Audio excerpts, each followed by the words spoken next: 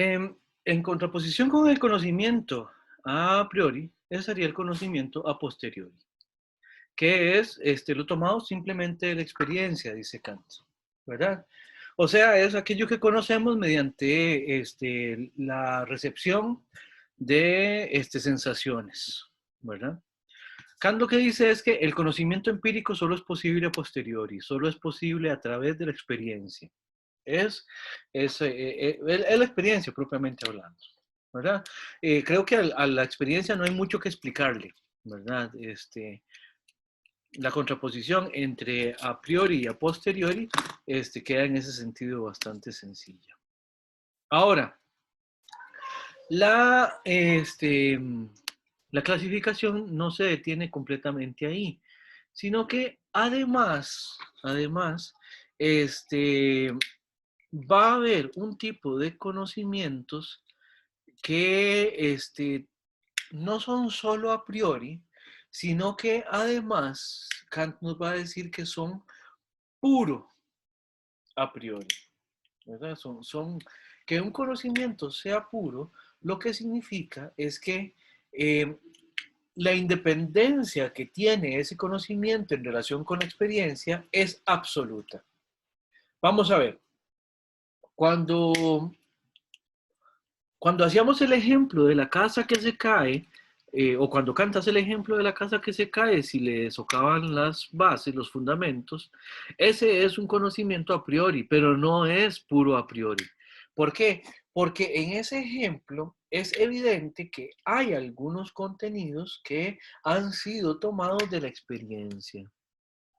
En cambio, cuando yo digo que la suma de los ángulos internos de un triángulo tiene que ser igual a 180 grados, ahí el conocimiento es a priori, pero además es puro. ¿Por qué? Porque no hay absolutamente nada en esa afirmación que remita a la experiencia. Se construye completamente a partir de la necesidad interna de los conceptos de triángulo, de ángulos, ¿verdad? Y de suma, digamos, de ángulos internos de una figura geométrica. No hay experiencia que medie en esa afirmación y por lo tanto ese contenido es a priori, pero además es puro a priori, diría Kant. ¿Se entiende la diferencia entre los a priori y los puros a priori?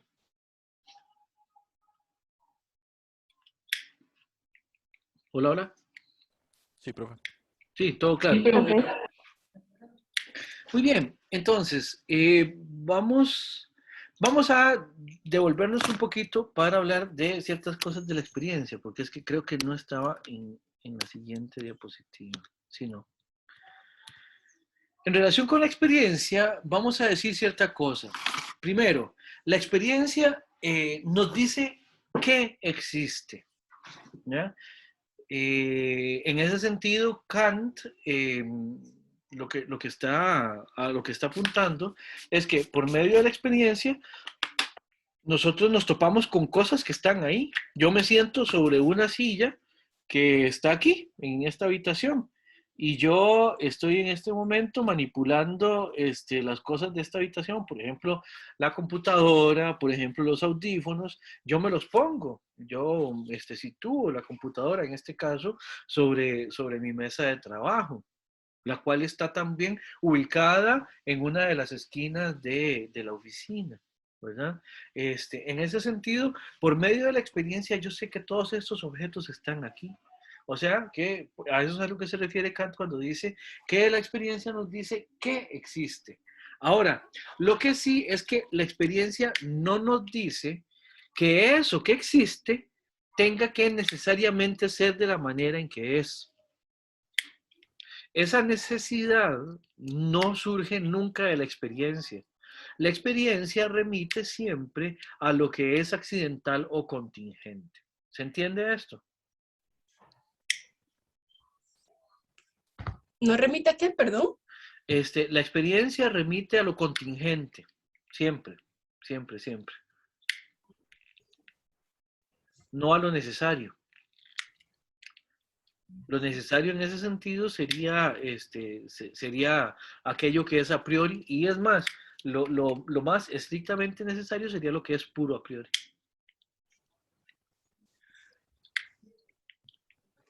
Profe, yo tengo una pregunta. Por favor, adelante.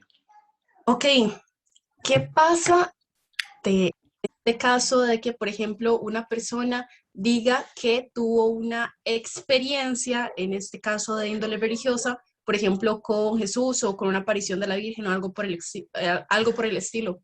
Ok, ahí habría que desmenuzar ciertas cosas. Por ejemplo, este, eventualmente una persona que genere si es una experiencia es porque es algo que ha afectado los sentidos. Es algo que vio, que escuchó, que palpó, etcétera, ¿verdad? Si es una experiencia. Ahora, el punto es si por ejemplo, hay muchas referencias, por ejemplo, religiosas a propósito de que las personas dicen que han experimentado lo divino, a Dios, por ejemplo. En ese sentido, y hago esta distinción primero, porque Dios es un ser completamente no material, hasta donde entendemos, ¿verdad? Y el problema es que nuestros aparatos sensorios, nuestros ojos, nuestros oídos, nuestra piel, etcétera, ¿no? Están, están condicionados para generar representaciones a partir de influencias de índole material sobre ellos, ¿verdad? Eh, los ojos no pueden ver lo invisible, el tacto no puede palpar lo intangible, no podemos oler lo inodoro, ni podemos escuchar lo inaudible, lo inaudible. Entonces, tener experiencia de algo que exista en un ámbito no material es imposible, ¿verdad? Entonces, uno lo que diría es que uno puede dudar de que de repente uno puede dudar no de que tuvo una experiencia, de que pasó por algo, o sea, de que sintió algo, de que vio algo, de que escuchó algo. Lo que podríamos dudar es del contenido de la sensación. ¿Por qué? Porque si Dios efectivamente es no material, entonces no puede influir sobre los sentidos. O pongámoslo desde el punto de vista de los sentidos serían completamente incapaces de captar a un ser no material. Eso sería algo así como tratar de mandar un correo electrónico por medio de una máquina de escribir. La máquina de escribir está completamente fuera de las capacidades que se necesitan para poder enviar un correo electrónico. O que alguien me ponga a descargar un correo electrónico a la máquina de escribir. Es, es imposible. ¿Por qué? Porque son dos cosas que existen y funcionan en ámbitos que no se conectan entre sí. Se entiende eso en relación con lo divino. Ahora, en relación con personajes específicos como Jesús o la Virgen, como decía usted, el asunto es, eh, no necesariamente duda uno de que la persona haya tenido una experiencia, sino que uno lo que puede poner en tela de juicio es que haya sido una experiencia específicamente con estas personas, ¿verdad? En el sentido de que son dos personas que, al menos dentro de la doctrina, por ejemplo, católica, en el caso de la Virgen también, en los protestantes incluso habría ciertos problemas para admitir esto, pero, por ejemplo, en la propuesta católica, tanto Jesús como María ascienden al cielo, Jesús después de resucitar y María, hasta donde entiendo, antes de morir. Este, por lo tanto, de alguna manera, hay ahí la consideración de que siguen existiendo corpóreamente. Lo cual habría que ver qué significa eso. Ya para eso tendríamos que preguntarle a alguien que tenga la explicación teológica de qué es lo que quieren significar con eso. Yo ignoro lo que eso quiera decir.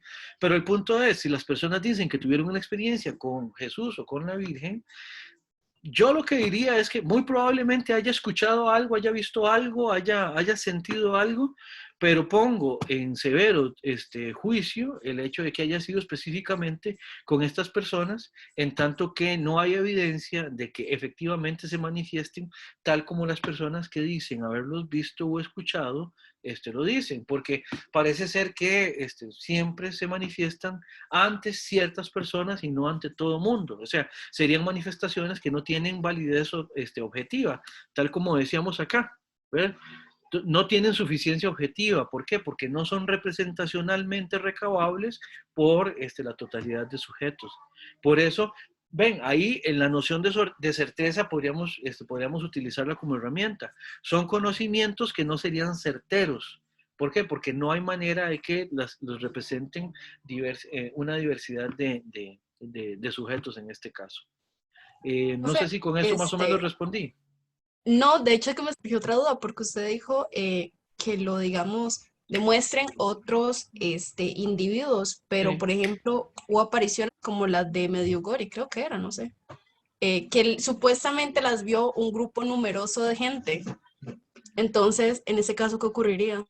Que el problema es que, digamos, la evidencia en este momento es solo testimonial. Es solo testimonial, o sea, no hay manera de poder convertir ese testimonio en un contenido efectivamente cierto, en el sentido de que, eh, no sé, también se sabe que en los juicios de Salem, los juicios por brujería, este, muchas muchachas que estaban supuestamente poseídas por el demonio, o mejor dicho, manipuladas por una bruja, veían al demonio. Y, por ejemplo, algo como la capacidad de tener influjo sobre otras personas por medio de brujería es algo de lo que no tenemos certeza. Sin embargo, está el proceso judicial en el cual hay incluso actas levantadas en las que se dice testimonialmente que las muchachas estaban poseídas y que estaban manipuladas y que podían ver al demonio. En el otro caso es una comunidad que afirma haber visto lo divino o a la Virgen o no sé qué fue lo que se apareció, lo que se apareció en ese caso, pero de la evidencia solamente testimonial no se deriva certeza. O sea, es la manera en que se podría explicar. Algo pasó ahí, algo pasó ahí, hubo algo que ocurrió dentro de un grupo de personas, pero tener la certeza de qué fue lo que pasó es imposible. ¿Se entiende? Es una precisión, es una precisión. ¿Sí, Sí, Valentina? sí, gracias. También pasa, hay otro ejemplo posible, está el ejemplo, por ejemplo, de los milagros. Ustedes, no sé si recordarán que la santificación de Juan Pablo II tuvo que ver, entre otras cosas, con un milagro supuestamente que le adjudican a Juan Pablo II en un caso de cáncer de una señora aquí de Cartago. Ella dice que ella sintió algo después de ver a Juan Pablo II en la portada de una revista. Y ella venía teniendo un padecimiento de cáncer y cuando se fue a evaluar de nuevo, el tumor había desaparecido. Ahí el asunto es el siguiente. Incluso hubo médicos que certificaron y lo que certificaron fue lo siguiente. Antes ella venía en un proceso de tratamiento de cáncer, en este momento el cáncer ya no está. Evidentemente pasó algo de un estado de cosas en el que ella tenía un tumor al estado de cosas en el que ya no lo tenía.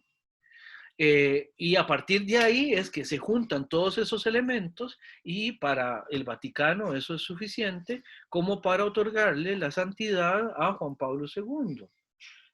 Quienes somos escépticos de ese tipo de explicaciones, lo que ponemos en tela de juicio es que, bueno, independientemente de que efectivamente ahí pasó algo que no es explicable por medio de la ciencia, lo que podríamos decir es que cómo generar la certeza de que efectivamente, primero que nada, eso es posible a partir de la intercesión de una personalidad religiosa que tenía una determinada cantidad de años de haber muerto. Primer lugar, cómo es que hay esa intervención extraordinaria, digamos, o sobrenatural. O en el peor de los casos, en tanto que uno admita que hay un suceso sobrenatural, habría que ver quién se anima a explicar las cosas en función de eso, pero cómo adjudicar de manera tan personal, tan personalísimamente, el hecho de que efectivamente ese hecho sobrenatural sobreviene a partir de la relación personal, digamos, o sea, directamente de la persona de Juan Pablo II sobre un caso específico de cáncer ocurrido en Cartago, Costa Rica, en un momento determinado. Entonces, el asunto ahí es con la certeza, con la experiencia y con la posibilidad de generar representaciones consistentemente accesibles por la diversidad de los sujetos. No sé si con esto también Se aporto algo. supone, profe, se supone que son por la intersección. Ellos piden la intersección y el milagro pasa después de la intersección. Claro, se entiende. Lo que pasa es que vamos a ver, hay una cosa que no porque dos cosas ocurran una después de otra tienen una relación causal. Entonces, ciertamente, la explicación de fe, a partir de la fe, la gente conjunta esos dos elementos. Y para quien tiene fe, eso es, ojo, Mónica era, ¿verdad? Quien me dijo esto. Ay, perdón, ajá. Ok, Mónica, vea, ahí, desde el punto de vista de quien tiene fe, eso es subjetivamente suficiente. ¿Por qué? Porque para ese sujeto, subjetivamente, es suficiente encadenar un hecho con el otro y explicar que un hecho tiene una relación causal uno de los hechos tiene una relación causal con el segundo. El problema es que aun cuando eso, desde el punto de vista de tener fe, es subjetivamente suficiente, no lo es objetivamente suficiente. ¿Por qué? Porque otro sujeto carente de fe, ¿ya?, no podría suscribir la misma explicación, porque no hay manera de verificarlo. Ahora, ahí lo que estamos es ante dos explicaciones distintas. Una es subjetivamente suficiente a partir de una adscripción religiosa, y la otra es subjetivamente insuficiente también a partir de una explicación o filosófica o científica o causalista o determinista, perdón, en el sentido fenoménico de la palabra. Profe, Entonces, y si se dijera, digamos, que, qué sé yo, en una radiografía aparece anteriormente. Digamos, una radiografía aparece, una radiografía común, ¿no? No de esas caras, pero después aparece que en el TAC, que es una tomografía, ajá, no aparece. ajá. Eso no sería objetivo. No, también sería objetivo si primero está y después no está. Eso es objetivo. Que, por ejemplo, que el tumor haya desaparecido en el caso de esta señora de Cartago, eso es objetivo. Y yo no tendría ningún ambaje, por ejemplo, en aceptar que efectivamente ahí sucedió algo. El tumor desapareció. Lo que no, lo que no necesariamente se sigue es cuál es la causalidad que está detrás de la desaparición del tumor.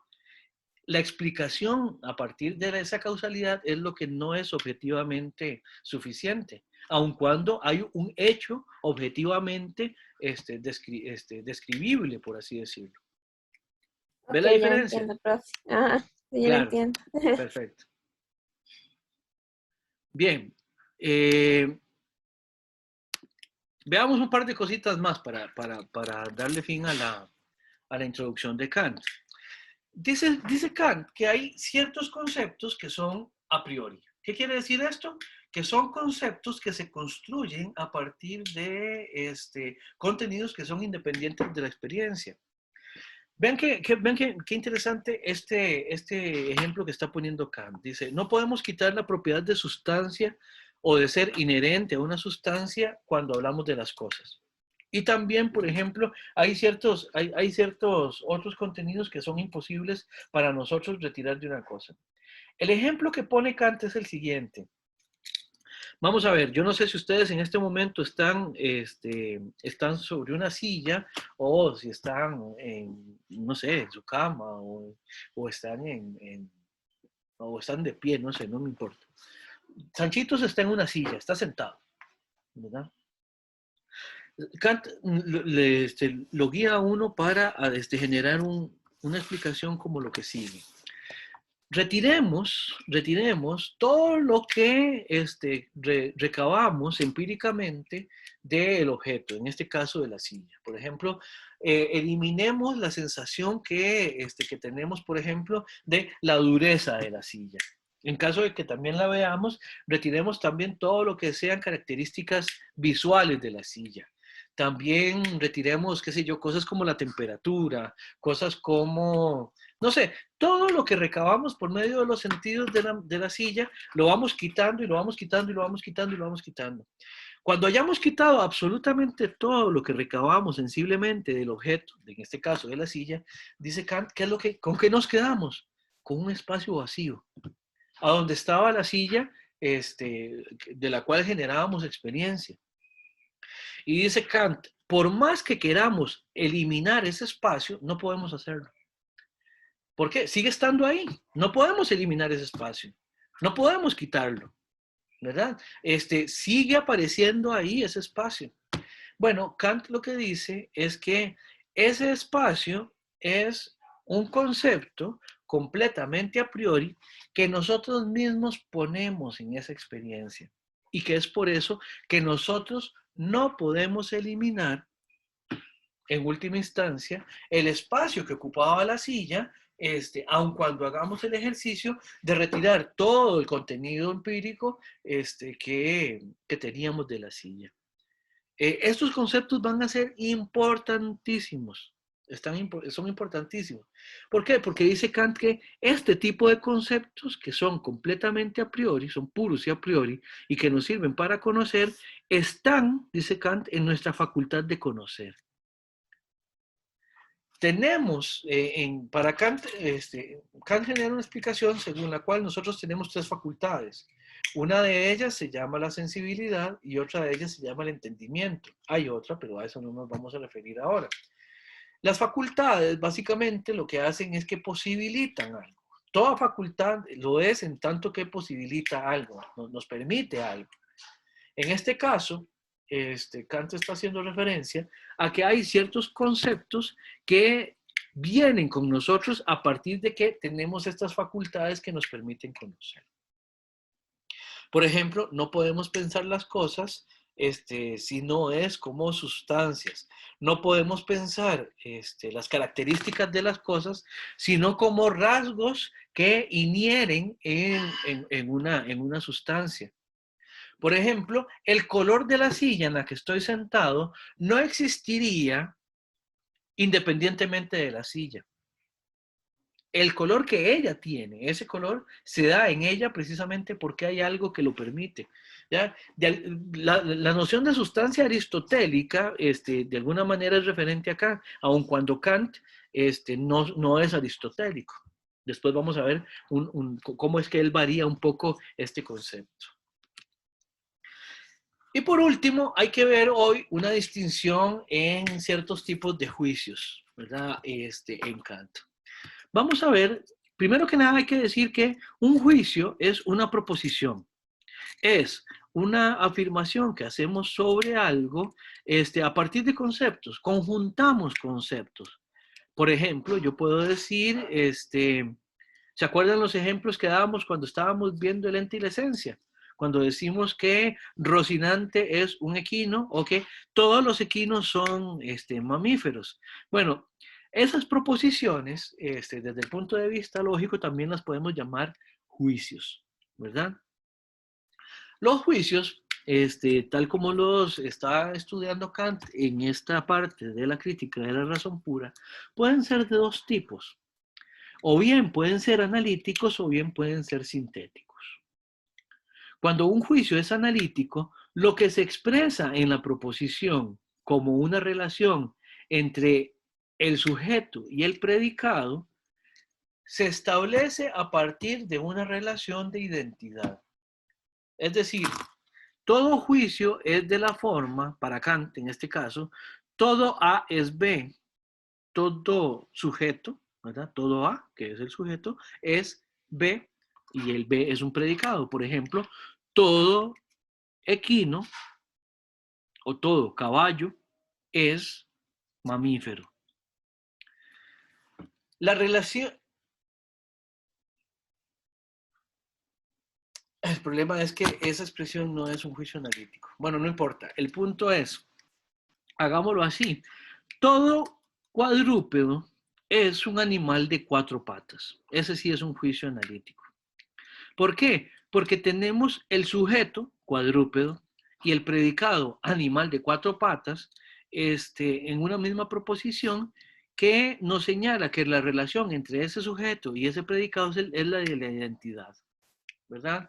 ¿Por qué? Porque decimos lo mismo con el concepto que está en el sujeto, con el contenido o el concepto que está en el predicado.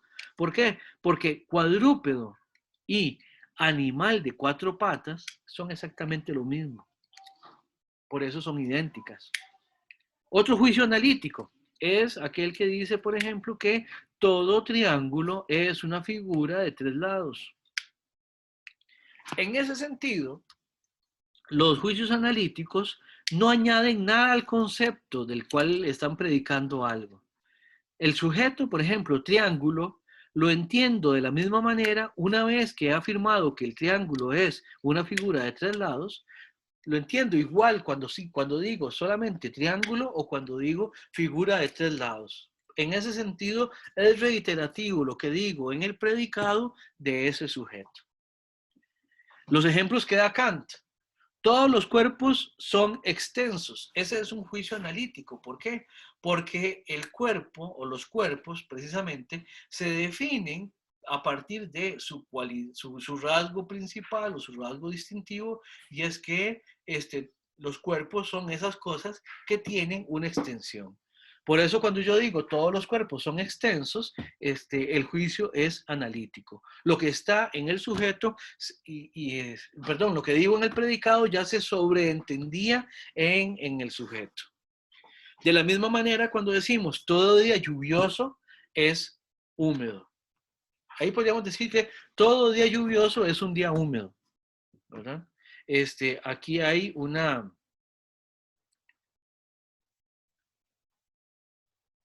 la información que hay en el predicado está también en el sujeto. ¿Se entiende perfectamente? ¿O hace falta alguna otra explicación sobre el juicio analítico? Profe, una consulta. Ajá. ¿Qué significan las 3 líneas de A y B? Identidad. En ellos la relación es la identidad, o sea que A es idéntico a B. Así como la igualdad son 2 líneas horizontales y paralelas, la identidad es 3 líneas, es representada por 3 líneas horizontales y paralelas. Bien, ¿alguna otra pregunta? Eso sería... ¿No se suponía que 2 cosas no podían ser idénticas? ¿Perdón? ¿No se suponía que 2 cosas no podían ser idénticas entre sí? Efectivamente, y esto lo que quiere decir es que sujeto y predicado aquí son exactamente lo mismo. Por ejemplo, triángulo y figura de 3 lados es exactamente lo mismo. Ahora sí, perfecto. Muy bien. Ahora vamos al juicio sintético. El juicio sintético es aquel en el cual la relación que hay entre el sujeto y el predicado no es de identidad. O sea que en el predicado yo voy a decir algo que no se sobreentiende en el sujeto, ¿verdad? ¿Qué quiere decir esto? Para Kant, lo que quiere decir es que los juicios sintéticos son extensivos, o sea que añaden algo al concepto que estamos utilizando de sujeto, ¿verdad? Un ejemplo sería, por ejemplo, cuando yo digo que, bueno, veamos los ejemplos de Kant para no complicarme demasiado la existencia. Todos los cuerpos son pesados. Ese es un juicio sintético. ¿Por qué? Porque la condición de ser pesado no es intrínsecamente suya de la noción de cuerpo. Y todo día lluvioso es frío, aun cuando es una proposición falsa, es sintética. ¿Por qué? Porque estamos agregando una información que no está en el concepto del sujeto. Kant lo que dice es que todos los juicios de la experiencia son sintéticos. Cuando yo digo, el día de hoy está muy caliente, que es un juicio de experiencia, es necesariamente sintético. ¿Por qué? Porque de la noción el día de hoy no se sigue necesariamente que sea o frío o caliente, o más o menos o más o menos tibio, por decirlo de alguna manera.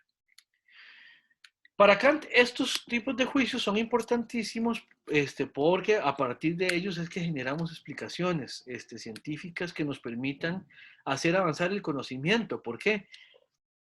Porque nos permiten ir más allá de solamente los contenidos que están en los conceptos que vamos a definir. Y por eso es que ante ese avance de información es que se hace avanzar también el conocimiento. ¿Alguna pregunta con los juicios sintéticos? Todo claro. Bien, entonces, bueno, si no hay dudas, les pido que repasen de nuevo la introducción de Kant y cualquier cosa, si tienen dudas para la próxima clase, las estaremos evacuando.